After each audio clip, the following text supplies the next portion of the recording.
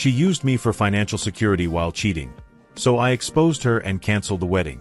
So this happened about 6 months ago and I'm finally ready to share the whole mess. Still processing everything honestly, but writing it out helps. Names changed for obvious reasons. I'm Samuel, 31. Work in software development. Was engaged to Jenny, 28, who works in marketing. We'd been together 3 years. Engaged for 8 months. Wedding was supposed to be next month. Spoiler alert, there's no wedding. The whole thing started unraveling because of a stupid coincidence. My cousin Timmy works at the same gym where Jenny has her personal training sessions twice a week. He mentioned seeing her there with some guy who definitely wasn't me, getting pretty cozy during what looked like couples workouts. Said they were laughing, touching each other's arms, the whole 9 yards. At first I brushed it off. Jenny's friendly, always has been. Maybe just a training buddy or something. But Timmy seemed genuinely concerned when he brought it up at our family barbecue. He pulled me aside and said the vibe was definitely more than friendly. That night I casually asked Jenny about her training sessions. She got weird about it immediately. Started stumbling over her words, saying she mostly trains alone now, that the gym's been dead lately. Red flag number 1. Over the next few weeks I started paying more attention.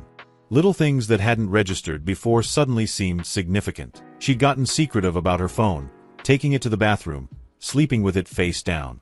She started working late more often, going out with girlfriends more frequently. Classic cheating behavior in hindsight.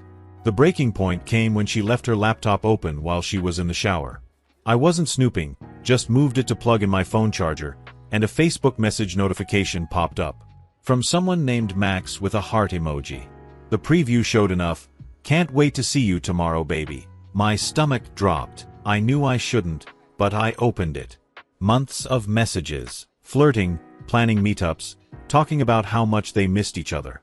Turns out Max is her ex from college. They'd been talking for almost a year, meeting up for these training sessions that were actually just hookups at his apartment. The worst part? They were planning to get back together after my wedding to Jenny. She was literally going to marry me as a backup plan while continuing her affair. There were messages about how Max wasn't ready to commit yet but wanted to keep their thing going. Jenny was fine being the side piece as long as she had financial security through marriage. I screenshotted everything and sent it to myself, then closed the laptop. Spent the rest of the evening pretending everything was normal while planning my exit strategy. The next morning after Jenny left for work, I called in sick and spent the day preparing. Contacted a lawyer friend about protecting my assets, changed passwords on all shared accounts, started gathering important documents. I wasn't going to give her a chance to clean me out or destroy evidence. When Jenny got home that evening, I was sitting at our kitchen table with printouts of every message conversation. She walked in cheerful and chatty, asking about my day, completely oblivious. "We need to talk," I said, gesturing to the chair across from me. Her face went white when she saw the papers. She knew immediately what they were. "Samuel, I can explain." "Don't. Just don't." She tried anyway. Said it started innocent, just catching up with an old friend.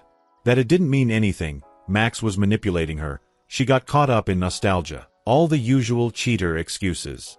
But I'd read the messages. She was the one pursuing him half the time. She was the one suggesting they meet up. She was the one talking about keeping their relationship going indefinitely. "The wedding's off," I told her calmly. That's when she switched tactics. Started crying, begging, promising to cut contact with Max, said she'd made a terrible mistake but loved me and wanted to make it work. "Jenny, you've been planning to cheat on me throughout our marriage. This wasn't a mistake, it was a long-term strategy." Then came the anger phase. How dare I snoop through her private messages? Relationships are complicated. I wouldn't understand. Max meant nothing. I was throwing away 3 years over nothing. I pointed to a specific message where she told Max she was only marrying me for stability while waiting for him to be ready for commitment. She had no response to that. Told her she had until the weekend to move out. The apartment lease was in my name. Most of the furniture was mine or wedding gifts from my family that I'd be returning. That's when the real manipulation started. Jenny's mom, Linda, called within hours. Classic guilt trip about how relationships take work, how I was abandoning Jenny when she needed support, how disappointed she was in me. I listened politely, then explained that Jenny had been having an affair for a year and planning to continue it after our wedding. Linda's tune changed real quick. But then Jenny got creative. Started posting cryptic social media updates about being heartbroken and abandoned. Made herself look like the victim without technically lying. Her friends started reaching out asking what happened, some implying I must have done something horrible. I stayed quiet publicly but privately showed the evidence to close friends and family who needed to know. Let them draw their own conclusions and spread the truth organically. The real drama started when Max apparently got cold feet about Jenny being suddenly available. She moved back with her parents expecting to transition smoothly into his girlfriend, but he started pulling back. Guess having an affair is different from committing to someone who just blew up their life for you. Jenny began texting me constantly. First apologizing and begging for another chance, then getting angry when I didn't respond, then trying to make me jealous by posting pictures with other guys. I blocked her on everything after she showed up at my office crying and making a scene. Security had to escort her out. But the story gets more complicated. About a month after I kicked Jenny out, her sister Andy reached out. We'd always gotten along well, and she apologized for her family's behavior. Said she'd suspected something was going on but hadn't wanted to get involved. Andy told me Jenny was spiraling. The thing with Max had completely fallen apart. Turns out he'd been seeing multiple women and never intended to commit to anyone. Jenny had blown up her stable relationship for a fantasy. She'd also apparently quit her job after having a breakdown at work, was living with her parents full-time, and had started drinking heavily. Andy was worried about her but also angry about how Jenny had treated me. I felt bad for about 5 minutes until Andy mentioned something else. Jenny had been telling people she was pregnant and that I'd abandoned her. Complete lie, obviously, since we hadn't been together in over a month and I'd seen the negative pregnancy test she'd taken just before everything imploded. That pushed me over the edge. I'd been taking the high road, staying quiet, letting her save face. But lying about pregnancy to manipulate sympathy? That crossed a line. I made a single social media post explaining the situation factually. Posted screenshots of key messages showing the timeline of her affair and her plans to continue it after marriage. Included a photo of the negative pregnancy test with the date visible. The response was immediate and overwhelming. Friends who'd been giving Jenny the benefit of the doubt turned on her hard. Mutual acquaintances who'd been cold to me suddenly apologized. Her own extended family started distancing themselves. Jenny's parents called demanding I take the post down, threatening legal action. My lawyer friend reviewed everything and confirmed I was protected since it was all truthful documentation of her actions. Jenny herself sent a long, rambling email calling me vindictive and cruel. Said I was destroying her life over a mistake, that she was struggling and I was making it worse. I replied once, "You destroyed your own life. I'm just making sure people know the truth." The final update came through Andy a few weeks later. Jenny had finally gotten help, started therapy and rehab for her drinking. Had also apparently reached out to several other exes trying to rekindle old flames, but they all knew her story by then and weren't interested. Max, meanwhile, had started dating someone new publicly and blocked Jenny on everything when she kept trying to contact him. Andy said Jenny finally seemed to be accepting responsibility for her actions, though she was still bitter about how everything played out. Claimed she'd learned and grown from the experience. I hope that's true, genuinely. Not because I want anything to do with her, but because what she did was destructive to everyone involved, including herself. As for me, I'm doing great. Kept the apartment, got a promotion at work, started dating someone new who's honest and straightforward. Her name's Jessica, she's a teacher, and the contrast is stark. No games, no hidden agendas, just genuine compatibility and mutual respect. The whole experience taught me to trust my instincts and not ignore red flags.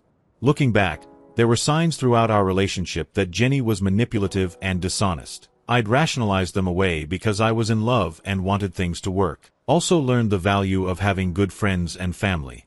Timmy looking out for me, Andy being honest despite family pressure, my lawyer friend helping protect me. Having people who genuinely care makes all the difference. To anyone dealing with similar situations, document everything, trust your gut, and don't let guilt or manipulation keep you in a toxic relationship. Marriage is supposed to be a partnership built on trust and respect. If those foundations are cracked, the whole structure will eventually collapse anyway. The wedding vendors were understanding once I explained the situation. Lost some deposits but got most money back. Used what I recovered for a solo trip to New Zealand that was honestly the best vacation of my life. Jenny tried to contact me one more time about 3 months ago through a mutual friend. Wanted to apologize and get closure. I declined. Some chapters need to stay closed. I'm not angry anymore, which surprised me. I went through all the stages: shock, anger, bargaining, depression, but came out the other side genuinely grateful. Better to discover someone's true character before marriage than after. Better to be alone than with someone who views you as a safety net while pursuing other people. Jessica and I are taking things slow, building trust gradually. She knows the whole story and understands why I'm cautious about certain things. That level of understanding and patience tells me everything I need to know about her character. The experience changed me for the better ultimately. Made me more aware of my own worth and less willing to accept disrespectful behavior.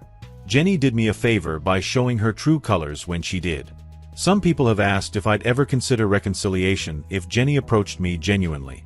The answer is absolutely not. It's not about holding grudges. It's about recognizing that some betrayals reveal fundamental incompatibilities that can't be overcome. Trust, once broken that thoroughly, can't be rebuilt. And I deserve better than spending my life wondering what someone's really doing when they're out of sight. The whole thing lasted about 4 months from discovery to final resolution. 4 months to completely restructure my understanding of someone I thought I knew intimately. It was devastating at the time, but ultimately liberating. I'm sharing this because I know other people go through similar situations and feel alone. You're not alone. Trust your instincts, protect yourself, and don't let anyone convince you that you're overreacting to being betrayed.